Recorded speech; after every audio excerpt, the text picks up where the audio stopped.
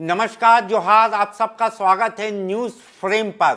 इस वक्त की बहुत बड़ी खबर आ रही है बिहार चुनाव से लेकर। हम आपको एक बहुत बड़ी ब्रेकिंग बताने वाले हैं। जिस तरीके से आप हमारे थंबनेल और वॉल पर देख सकते हैं कि बिहार चुनाव में महागठबंधन टूट गया है। जी हाँ, इस वक्त की सबसे बड़ी खबर आ रही है बिहार झारखंड से, जहां पर ये कहा जा रहा है कि ये महागठबंधन जो है बिहार चुनाव में इसमें फूट पड़ गई है। और झारखंड मुक्ति मोर्चा, जो कि झारखंड में जिसकी सरकार है, और हेमंत सोरेन जो कि जेएमएम के मुखिया हैं, जेएमएम की ओर से ये ऐलान कर दिया गया है कि अब वो गठबंधन का हिस्सा नहीं है और 6 सीटों पर जेएमएम जो है वो अकेले ही चुनाव लड़ने वाली है बिहार में। तो इस वक्त की बहुत बड़ी खबर सबसे पहले आप देख रहे हैं न्यूज़ फ्रेम पर।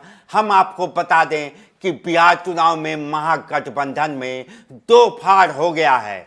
सीटों को लेकर महागठबंधन में शुरू से ही माथापेची चल रही थी, जहां पर हमने देखा कि कांग्रेस हो या आरजेडी हो, दोनों ने अपने अपने प्रत्याशी कुछ सीटों पे, 1 दर्जन से ज़्यादा सीटों पर दोनों के प्रत्याशी आमने सामने लड़ रहे हैं। और अब ये खबर आ रही है कि जेएमएम, जो कि झारखंड की सबसे बड़ी पार्टी है, उसने बिहार में महागठबंधन से वो अलग हो गई है और 6 सीटों पर जेएमएम जो है वो अकेले ही बिहार में चुनाव लड़ रही है। वो कौन सी 6 सीटें हैं ये भी हम आपको बताते हैं। बिहार और झारखंड के जो सीमावर्ती इलाके हैं, जिसमें कि चकाई, धमदाहा, कटोरिया, पीरपैंती, मनिहारी और जमुई की जो सीटें हैं, जो कि दूसरे चरण में जिसका चुनाव होना है, इन सीटों पर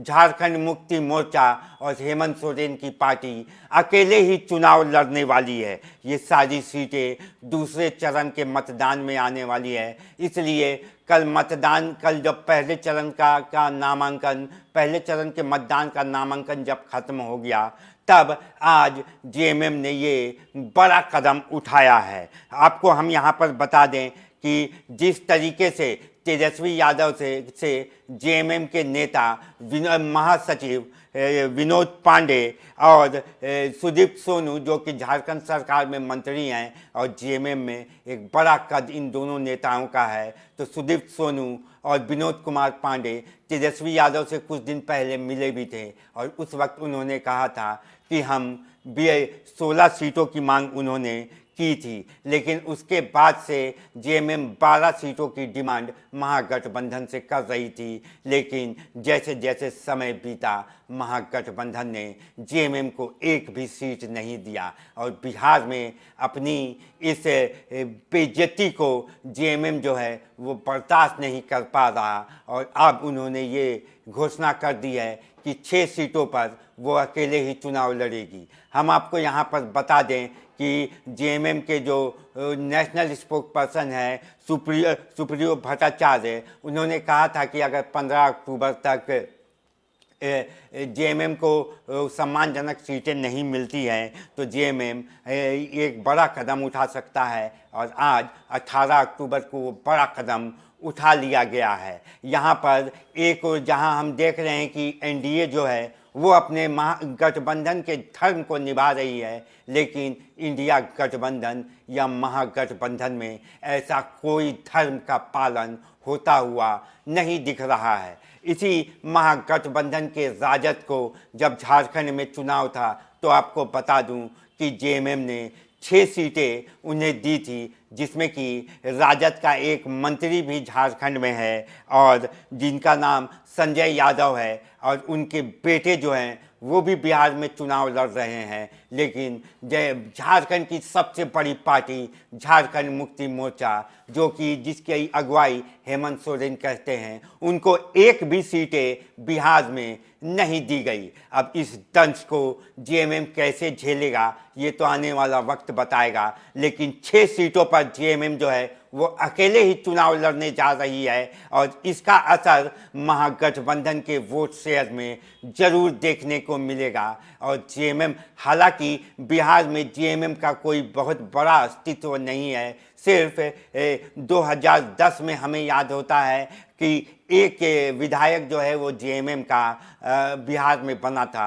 और बिहार और झारखंड के अलग होने के बाद एक भी विधायक जो है वो सिर्फ एक विधायक है जो कि जेएमएम के कोटे से 2010 में जीत कर आया था। उसके बाद से जेएमएम का प्रदर्शन जो है वो बिहार में अच्छा नहीं रहा है। लेकिन महागठबंधन में जो गठबंधन का धर्म होता है उस आधार पर कम से कम 3-4 सीटें तो जेएमएम को मिलनी चाहिए थी और इसकी आशंका जो है वो बीजेपी जो है वो पहले से जता रही थी कि जेएमएम को बिहार में एक भी सीटें नहीं मिलेगी और बीजेपी का जो वो तंज था वो आज साबित होता हुआ दिख रहा है और जेएमएम ने ये ऐलान कर दिया है कि अब बिहार में वो 6 सीटों पर अकेले ही चुनाव लड़ने वाली है। इसके साथ ही हम आपको बता दें कि हेमंत सोरेन जो हैं वो कल ही घाटशिला के उपचुनाव में उन्होंने अपना नामांकन भरा,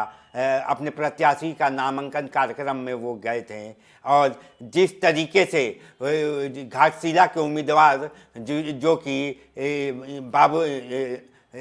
कि घाटशिला के उपचुनाव में भी अपने प्रत्याशी के जब अनाउंसमेंट हुआ तो उन्होंने ना तो कांग्रेस ना ही राजद से कुछ भी बात की और सीधा उन्होंने अपने नाम की घोषणा कर दी थी, जिसके बाद से ये कयास लगाए जा रहे थे कि जेएमएम और महागठबंधन में सब कुछ ठीक नहीं चल रहा है। लेकिन आज जिस तरीके से जेएमएम ने ये ऐलान कर दिया कि 6 सीटों पर वो अकेले ही चुनाव लड़ने वाली है, इसके बाद से ये तल्खी जो है वो साफ साफ नज़र आने लगी। अब आने वाले समय में और बिहार चुनाव में ये देखना होगा कि अलग से चुनाव लड़ने पर जेएमएम जो है वो महागठबंधन को कितना वोट में वो तब्दील कर पाती है और महागठबंधन को कितना नुकसान पहुंचा पाती है। लेकिन ये सारा डिसीजन बिहार की जनता को लेना है कि चुनाव में